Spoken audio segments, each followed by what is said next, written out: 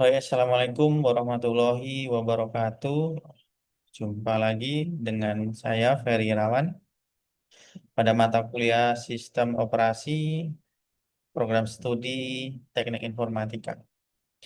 Ya, pada pertemuan kali ini kita akan membahas apa itu konsep dasar dari sistem operasi dan fungsi utama sistem operasi.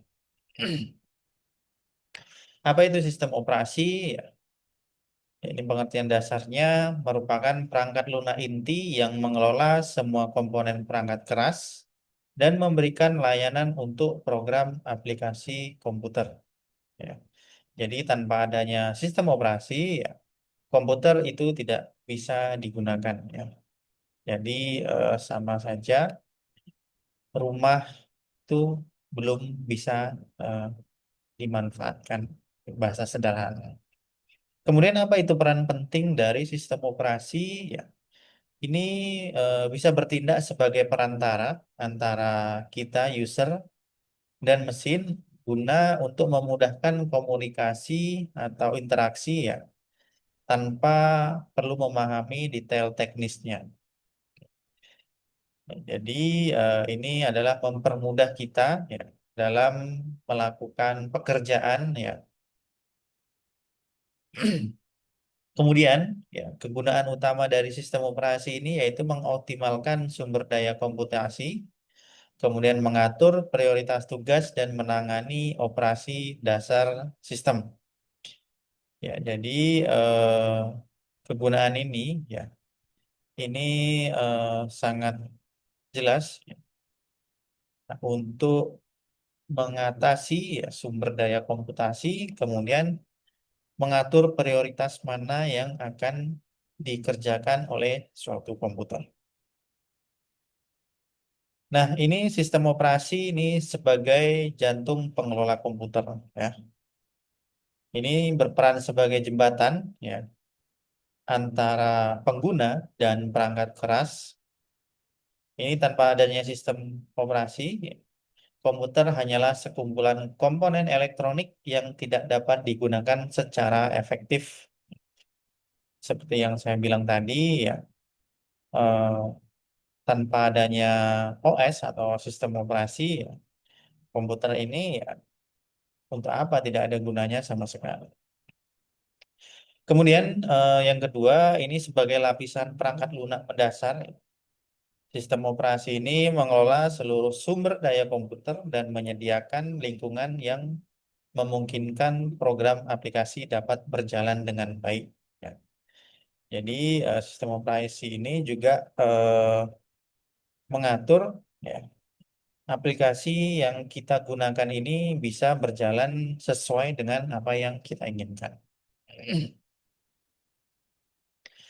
Ini sistem operasi ini sebagai jembatan antar pengguna dan perangkat keras atau kita, user, dan perangkat komputer. Ini sistem operasi memungkinkan pengguna berinteraksi dengan komputer ya, tanpa memahami ya, kompleksitas perangkat keras. Ini sistem operasi juga bertindak sebagai jembatan antara keinginan pengguna dan kemampuan mesin. Ya, kalau dilihat dari gambar ya di samping ini ada user, nah, ini ada compiler, kemudian assembler, text editor, dan database system. Nah, ini posisinya ya, sistem operasi ini berada di tengah antara komputer hardware, kemudian operating system, dan sistem and application program. Kemudian menurut para ahli, ya ini ada ahli yang ada dari Indonesia, kemudian ada dari luar. Ya. Menurut Lim Rosyami, ini sistem operasi merupakan perangkat lunak yang mengontrol perangkat keras dan melaksanakan operasi operasi dasar dalam sistem komputer. Kemudian menurut McLeod ya, atau Pearson, program yang mengatur dan mengelola sumber daya perangkat keras dan lunak untuk menciptakan lingkungan di mana program aplikasi dapat dijalankan. Kemudian menurut para ahli ketiga yaitu M. Suyanto, Ini merupakan komponen software yang mengontrol seluruh aktivitas komputer dari alokasi memori hingga penjadwalan proses dan pengelolaan data. Ya, kemudian meskipun demikian, ya, tiga pendapat ini dirumuskan secara berbeda, tapi semua definisi ini menekankan peran sistem operasi sebagai pengatur dan pengendali utama dari ekosistem komputer. Kemudian fungsi yang pertama ini sebagai manajemen sumber daya komputer, ya. Di sistem operasi ini sebagai manajemen atau mengatur sumber daya komputer, ya. Ini berperan sebagai manajer yang mengalokasikan dan mengatur penggunaan sumber daya komputer, termasuk memori atau RAM, kemudian waktu pemrosesan CPU, kemudian ruang penyimpanan dan perangkat input atau output. Nah, keempat inilah yang diatur supaya perangkat komputer itu dapat berjalan dengan baik. Ini dengan manajemen yang efisien, tentunya sistem operasi akan memastikan bahwa banyak program dapat berjalan bersamaan tanpa mengalami konflik sumber daya. Kemudian, ya, yang kedua, fungsi sistem operasi ini sebagai penghubung hardware dan software. Nah, ini ada perangkat keras, kemudian contohnya CPU, RAM, perangkat penyimpanan, kemudian kartu grafis atau jaringan, printer, dan komponen fisik lainnya. Kemudian ada sistem operasi yang menyediakan driver, kemudian API yang memungkinkan komunikasi antara hardware dan software. Kemudian ada aplikasi, ya, program yang digunakan, ya, untuk melakukan tugas-tugas spesifik. Nah, jadi dari sini bisa kita lihat bahwasannya sistem operasi ini adalah menghubungkan, ya, perangkat keras, kemudian aplikasi dan user. Sistem operasi ini menyembunyikan kompleksitas perangkat dengan menyediakan antarmuka pemrograman, ya, atau API yang konsisten bagi pengembang aplikasi, sehingga dapat beroperasi pada berbagai konfigurasi hardware. Kemudian fungsi yang ketiga, ya, ini sistem operasi menyediakan antarmuka, ya, pengguna yang intuitif, ya. Jadi di sistem operasi modern ini menawarkan dua jenis antarmuka. Yang pertama GUI atau Graphic User Interface. Ini antarmuka grafis dengan ikon, jendela, dan menu yang dapat dimanipulasi dimanipulasi menggunakan mouse atau touchscreen. Kemudian yang kedua ada Command Line Interface, ya. Ini antarmukanya berbasis teks, ya, yang memungkinkan pengguna mengetikkan perintah yang spesifik. Di perbedaannya ini kalau GUI ini bisa eh, yang biasa kita gunakan di sistem operasi Windows. Nah, kalau CLI atau Command Line Interface, ya ini di sistem operasi seperti Linux, Ubuntu, dan sebagainya. Kemudian antarmuka yang intuitif ini mengurangi kurva pembelajaran bagi pengguna baru dan meningkatkan produktivitas bagi pengguna tingkat lanjut. Ya. Dengan antarmuka yang mudah, ya, dipahami bagi eh, pengguna yang baru menggunakan sistem operasi, ini akan ya, lebih cepat dipahami oleh pengguna baru. Kemudian ini ada perbandingan GUI dari Windows dan Mac, ya. Ini Windows ada tombol start dan taskbar di bagian bawah, kemudian menu konteks dengan klik kanan, kemudian ada kontrol jendela di sudut kanan atas. Kemudian kalau pada Mac, ya, ini ada Docs di bagian bawah layar, Kemudian menu bar selalu di bagian atas, kemudian kontrol jendela di sudut kiri atas. Nah, meskipun berbeda dalam implementasi, ya, kedua sistem operasi ini antara Windows dan Mac menyediakan antarmuka yang mudah dipahami bagi pengguna komputer. Kemudian fungsi yang keempat ya dari sistem operasi ya ini adalah untuk manajemen file dan memori.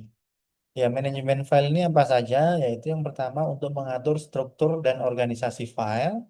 Kemudian yang kedua untuk menyediakan sistem hierarki folder. Kemudian untuk mengatur hak akses dan keamanan file.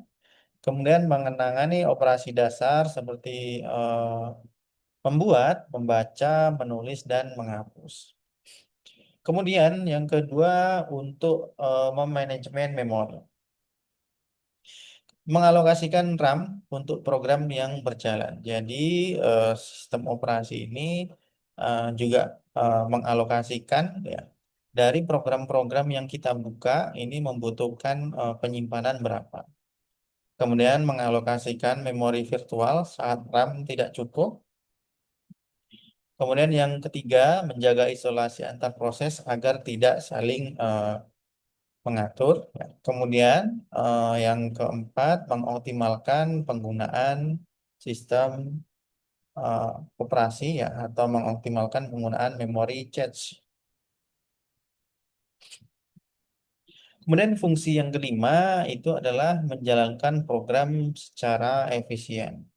Ya, menjalankan program secara efisien ini ya, yang pertama ini dengan menjadwalkan proses. Jadi setiap kegiatan atau setiap perintah yang kita berikan pada komputer ya ini akan dijadwalkan oleh CPU ya. Ini sistem operasi menentukan program mana yang akan dijalankan CPU dan berapa lama berdasarkan prioritas dan kebutuhan sistem. Nah, dari sini setiap kali eh, kita membuka aplikasi, beberapa aplikasi tentu sistem operasi ini langsung akan menjadwalkan waktu aplikasi ini berapa menit bisa dimanfaatkan dan prosesnya berapa lama. Kemudian yang kedua, ini ada multitasking. Sistem operasi ini ya memiliki kemampuan menjalankan banyak program secara bersamaan ya dengan membagi waktu CPU di antara proses-proses yang berbeda. Nah, di penjadwalan tadi ya ini untuk mengatur bahwasanya oh si pengguna ini akan membuka 5 program sekaligus ya. Jadi itu akan diatur oleh penjadwalan proses tadi. Kemudian yang ketiga ada manajemen proses, ya ini menangani pembuatan, kemudian eksekusi, penghentian dan sinkronisasi proses serta komunikasi antar proses. Nah, pada sistem operasi modern ya, ini menggunakan algoritma penjadwalan yang canggih untuk memastikan responsivitas sistem ya. Kemudian menjalankan puluhan atau ratusan program sekaligus. Semakin perkembangan zaman ya sistem operasi ini semakin bagus untuk kita menjalankan program-program yang multitasking atau kita menjalankan banyak program sekaligus. Kemudian ada Microsoft Windows ya. Ini sistem operasi yang paling banyak digunakan di dunia dengan pangsa pasar mencapai 75%. Ini ada beberapa keunggulan. Yang pertama kompatibilitasnya perangkat keras dan perangkat lunak yang luas. Kemudian antar muka pengguna yang familiar dan mudah digunakan. Ya. Kemudian dukungan untuk berbagai aplikasi bisnis dan hiburan. Ini ada versi terbaru dari Windows 10, Windows 11, dan mungkin ada Windows 12 selanjutnya ya. Jadi ada fitur-fitur modern yang terintegrasi dengan cloud dan sistem virtual kantoran. Kemudian ini ada beberapa jenis sistem operasi ya yang bisa dimanfaatkan. Ada Linux ya, ini sifatnya open source dan kemudian eh, dominasi servernya ini menguasai pasar server web cloud computing ya karena stabil ya Linux. Kemudian beragam distribusi Ubuntu, Debian ya, distribusi yang menyasar kebutuhan pasar. Ini Linux juga digunakan sebagai basis untuk sistem operasi ya, karena pengaruhnya sangat luas. Nah, ini perkembangan sistem operasi Linux ini mulai dari 91 kelahiran kernel, kemudian tahun 2000-an ini mendominasi server. Di 93 tahun 1993 itu mulai didistribusikan dan sampai saat ini adalah bisa dikatakan everywhere ya. Linux ini ada di mana-mana ya karena mudah digunakan untuk open source, bisa sesuai dengan keinginan kita. Ini perbedaan Android dan iOS. Android ini dikembangkan oleh Google ya berbasis kernel Linux. Nah, kalau iOS ini dikembangkan eksklusif oleh Apple untuk perangkat iPhone dan iPad. Kemudian sistem operasi mobile paling populer dengan pangsa global lebih dari 70%. Ya. Kemudian kalau iOS ini terkenal dengan keamanan dan tinggi dan ekosistem yang tepat. Kemudian bersifat open source ya dengan modifikasi oleh berbagai produsen perangkat. Kemudian ini ekosistem sistem operasi ya. Ini 73% ini menggunakan Android ya, pangsa pasar global perangkat mobile. Kemudian Windows ada 75% yaitu pasar desktop. Kemudian Linux ini ada 90% ya untuk digunakan sebagai server atau web server di dunia. Kemudian ada 26% ini sebagai iOS, itu pangsa pasarnya yaitu perangkat mobile. Nah, tanpa sistem operasi ya komputer ini tidak berguna ya. Jadi tidak bisa menjembatani antara user dan komputer. Kemudian konflik sumber daya ya bisa crash. Kita tidak bisa membuka banyak program. Kemudian aplikasi tidak berfungsi. Jadi kesimpulan dari sistem operasi ini adalah yang pertama pengatur sumber daya, yang ketiga penyedia antarmuka, yang keempat pelaksanaan program. Dengan memahami konsep dasar dan fungsi sistem operasi, ya, kita dapat memilih sistem yang tepat untuk kebutuhan spesifik dan memaksimalkan penggunaan teknologi dalam kehidupan sehari-hari. Kemudian perlu diingat bahwa sistem operasi terus berkembang dengan inovasi seperti komputasi cloud, virtualisasi, ya, kemudian kecerdasan buatan yang akan membantu masa depan untuk berinteraksi dengan teknologi. Demikian materi singkat ya tentang konsep dasar sistem operasi dan fungsinya. Terima kasih. Saya akhiri. Assalamualaikum warahmatullahi wabarakatuh.